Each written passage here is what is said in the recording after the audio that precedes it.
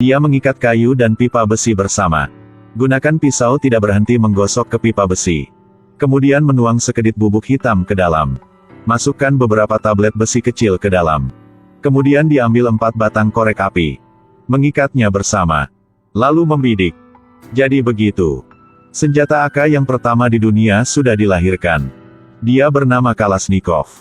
Adalah ayah dari AK-47. Karena biaya produksi senjata sangat murah. Kekuatan kerusakan yang kuat. Jadi disebut adalah salah satu dalam 10 senjata terbaik di dunia. Penciptanya hanya lulus SD.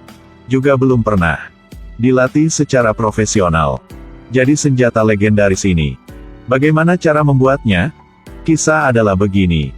Kalashnikov awalnya adalah seorang operator tank. Dalam satu pertarungan, bahunya terluka. Di jalan ke rumah sakit, mobil tenggelam ke lumpur. Beberapa tentara yang terluka berjuang selama setengah hari. Tapi mereka tidak bisa mendorongnya keluar. Jadi kapten memutuskan kembali kampung dan meminjam seekor kuda. Ingin gunakan kuda untuk menarik mobil. Karena di sini adalah kawasan perang. Kapten takut nanti akan ketemu dengan musuhnya. Jadi menyuruh Kalashnikov pergi bersamanya. Beruntung telah memanggilnya bersama. Mereka benar-benar bertemu dengan musuh di depan pintu. Untunglah, kapten sudah bersiap yang dulu. Kalahkan 2 musuh tepat di depan matanya. Tapi pada saat ini, muncul orang ketiga. Kapten sangat percaya diri. Merasakan dirinya akan kalahkan orang itu. Kapten hendak menarik pelatuknya. Senapannya macet. Hasilnya tentu saja adalah dia ditembak oleh musuhnya. Kalashnikov mengambil waktu lawannya. Sedang gantikan peluru. Tarik pelatuknya segera. Orang di rumah itu ditembak mati. Kapten juga sangat beruntung. Tidak terkena di tempat bahaya. Dia masih hidup. Di perjalanan mereka kembali tentara. Kalashnikov sudah memeriksa senapan itu. Dia sudah membantu kaptennya. Analisis alasan. Amunisi ini sangat bermasalah. Air mengalir ke dalam. Sekarang dingin seperti ini, air sudah membeku. Peluru akan termacet. Tapi setelah mendengar, kapten juga tidak ada cara. Dia juga tahu senapan ini ada masalah dengan desain. Tapi sekarang militer selalu menggunakan senapan ini. Jadi harus bikin bagaimana? Di bawah bantuan dari orang sekampung. Kalashnikov dengan cepat pergi ke rumah sakit. Dokter mengatakan dengan lukanya, tidak usah tinggal di rumah sakit. Tidak apa-apa untuk kembali beristirahat. Jadi dia naik kereta. Bersiap untuk kembali rumah. Di kereta, dia sudah mengobrol dengan seorang pria di berlawanan. Ternyata identitas asli Kalashnikov adalah seorang penemu. Selalu ingin menelitian jenis senjata ini. Tapi unit aslinya sudah mengusirnya. Tidak ada cara. Dia harus masuk militer dan ke perang. Saat dia mengatakan itu, dia membalik desainnya. Untuk seorang pria itu melihat. Dia melihat selesai dan merasakan. Dia adalah bakat yang nyata. Menasihatinya untuk bertahan dalam mimpinya. Dengan dukungan darinya. Kalashnikov belum kembali rumah lagi. Lompat dari kereta di tengah jalan. Lari ke unit tempat dia awalnya bekerja. Stasiun mekanik yang mengkhususkan diri dalam perbaikan kereta api. Saat dia kembali unit yang lama, dia sudah bertemu dengan kepala stasiun. Berkata bahwa dirinya pernah memperbaiki tungku sebelumnya. Sekarang kembali untuk bekerja. Kepala stasiun melihat bahunya. Mengkritik bahwa itu tidak akan berhasil. Menyuruh Kalashnikov kembali dengan cepat untuk beristirahat. Berdiri di sini akan mempengaruhi orang lain yang bekerja. Kalashnikov tidak mau. Jadi sudah pergi ke kantor. Kepala stasiun menerangkan bahwa dirinya baru kembali dari garis depan. Menyadari bahwa peralatan musuh sangat kuat.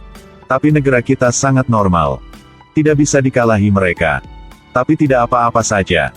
Dia adalah seorang penemu.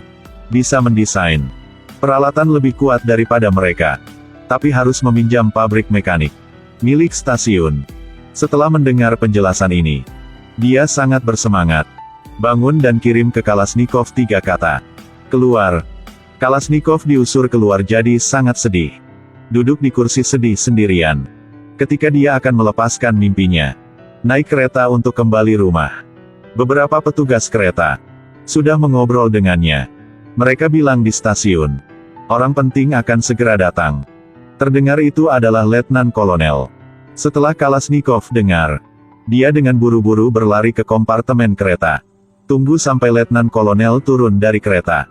Sudah bergegas ke depan wajah Letnan. Untuk bercerita tentang ide untuk membuat senjata dirinya.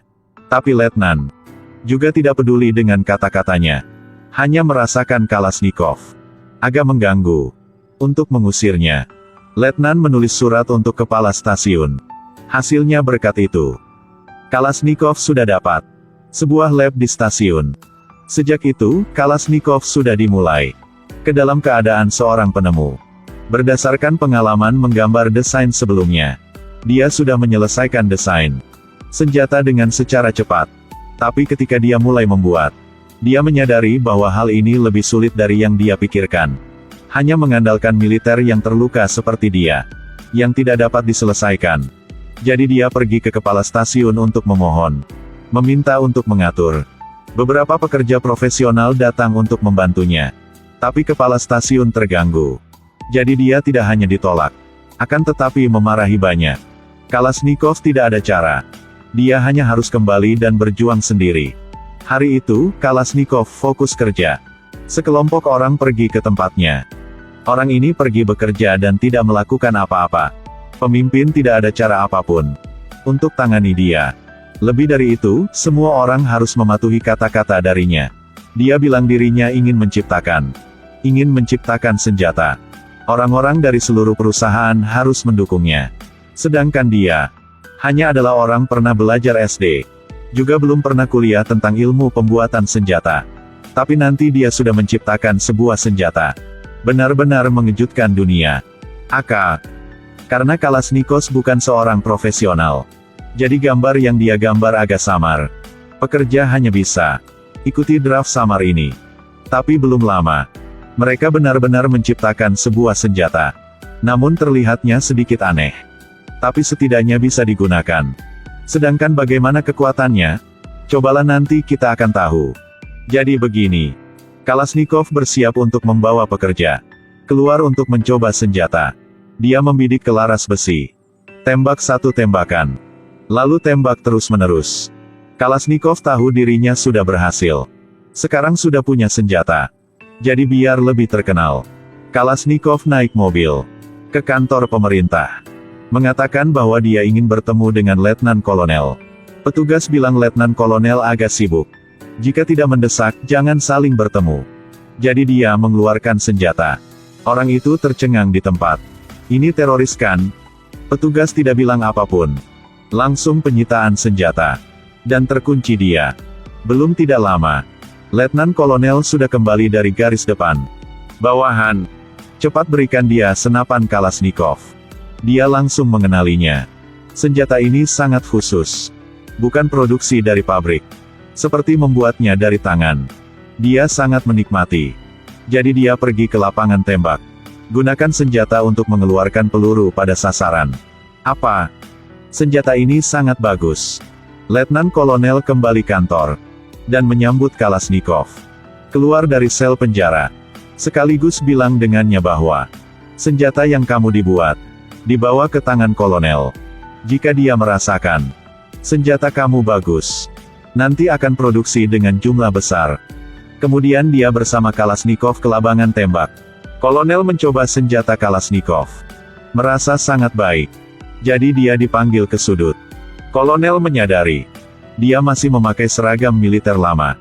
Jadi memberikannya sebuah seragam yang baru. Bahkan dia dengan sendiri menulis surat rekomendasi. Biarkan dia kuliah di institut profesional. Belajarlah lagi. Kemudian mengoptimalkan senjata itu. Kalashnikov baru sampai institut. Namun sekarang dia memiliki ruang desain pribadi. Dan banyak peralatan profesional. Tapi dia tetap amatir. Jadi kurang paham tentang peralatan ini. Bahkan manuskrip desain paling sederhana. Dia juga kurang tahu cara menggambar. Pemimpin menganggapnya agak sulit. Jadi menemukan seorang asisten datang. Keduanya baru saja bertemu dan saling jatuh cinta. Bekerja sama dengan bagus dalam pekerjaan. Sangat mengerti satu sama lain. Di bawah bantuan dari asistennya. Pekerjaan Kalashnikov menganggap mungkin untuk melanjutkan. Tapi hal yang kasihan adalah ada banyak orang bagus di institut. Kalashnikov dibanding dengan orang-orang yang berasal dari institut profesional, jauh di belakang. Jadi ketika dia memberikan senjata untuk mengikuti tes, dia gagal. Setelah gagal, dia tidak punya alasan untuk tinggalkan lagi di institut. Dia bersiap untuk pulang kampung. Pada saat ini, pemimpin sudah menemukannya lagi. Itu begini. Lawannya merasanya adalah seorang jenius. Jadi ingin memberikannya sebuah kesempatan lagi. Sejak itu, Kalashnikov sudah tidur terlambat dan bangun dari awal untuk memperbaiki cetak biru. Tapi cinta dan pekerjaan keduanya berjalan dengan sangat baik. Juga tersedia untuk saat ini asisten. Sangat cepat.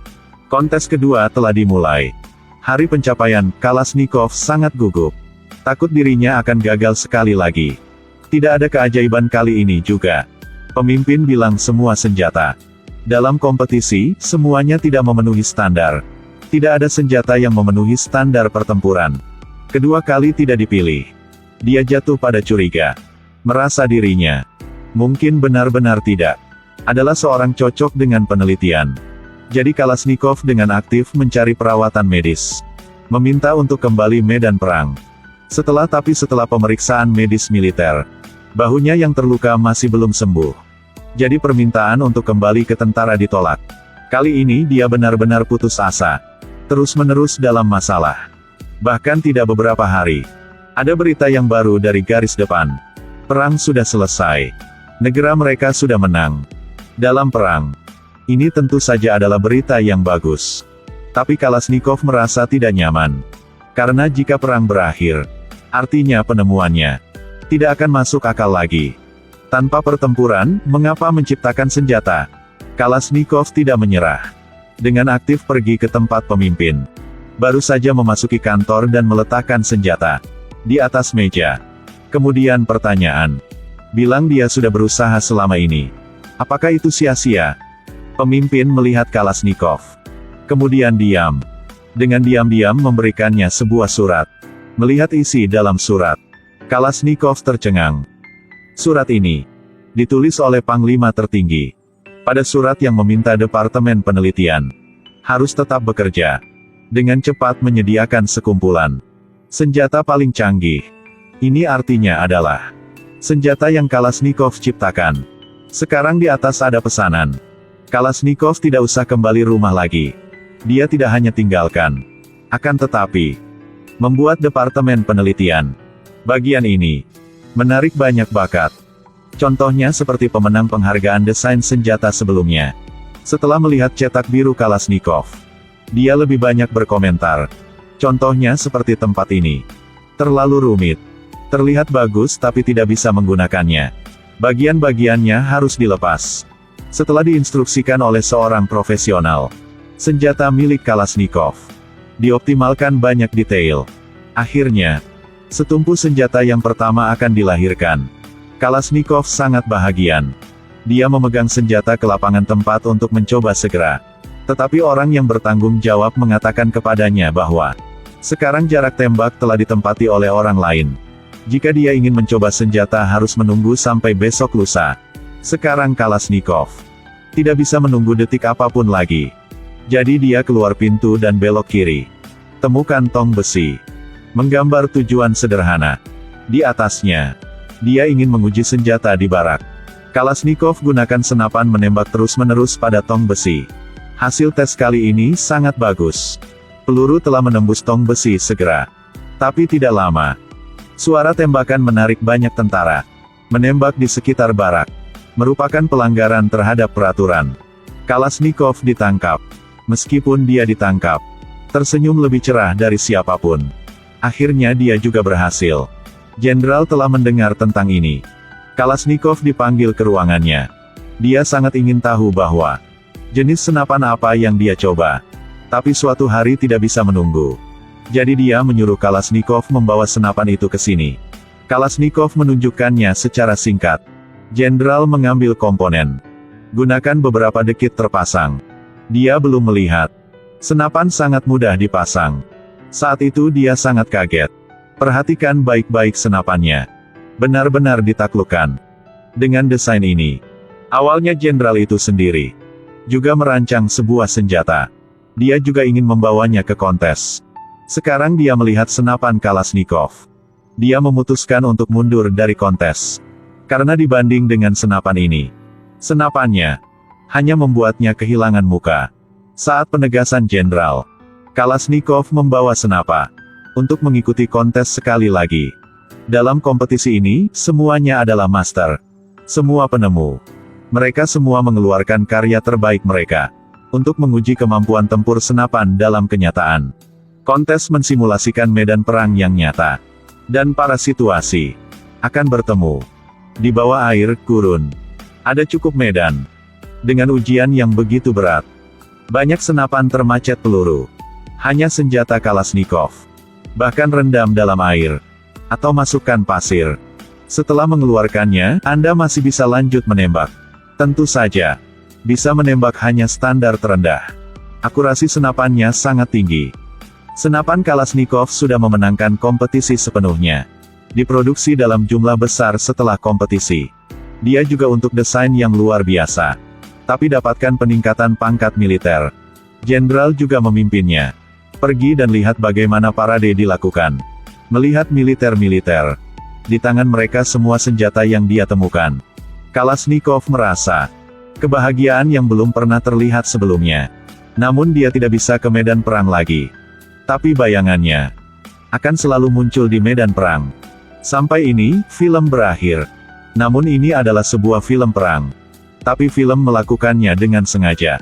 Mengaburkan kebrutalan dan darah kental perang. Pendekatan berlawanan dari sudut lain. Ambil jalan cinta. Meskipun adegan atau musik. Mereka semua sangat teliti dan berusaha keras. Juga sangat berhati-hati dalam memilih aktor. Pemeran utama pria sangat mirip Kalashnikov. Saat masih muda. Saat dia menemukan AK-47. Hanya berumur 29 tahun. Tapi dia tidak gunakan senjata ini untuk mendapatkan uang. Yang memberikan semua keuntungan untuk negara. Tapi meski begitu, dia sering merasa bersalah. Karena senjata yang dia rancang membunuh banyak orang. Daripada senjata lainnya. Jadi ketika dia menerima medali, dia pernah berkata, dirinya belum membuat cerita yang bagus apapun. Baru saja membuatnya. Sebuah mesin membunuh manusia. Tapi sekarang kita semua memiliki pikiran yang sangat terbuka. Mereka semua memiliki pemikiran yang sama. Senjata tidak bersalah. Ini salah pengguna. Meskipun senjatanya sangat ganas. Tapi yang menyedihkan adalah hati manusia.